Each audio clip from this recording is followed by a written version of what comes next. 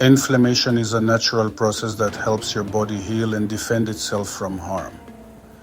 However, chronic inflammation can lead to various health issues. Here are 4 ways to reduce inflammation for better health. First, incorporate anti-inflammatory foods into your diet. Foods like leafy greens, nuts, and fatty fish are known to reduce inflammation. Second, exercise regularly. Physical activity can help lower inflammation levels in your body.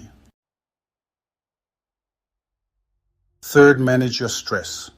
Techniques like meditation, yoga, and deep breathing can help reduce stress and inflammation. Finally, get enough sleep. Poor sleep can increase inflammation, so aim for 7 to 9 hours of quality sleep each night. By following these 4 tips, you can help reduce inflammation and improve your overall health.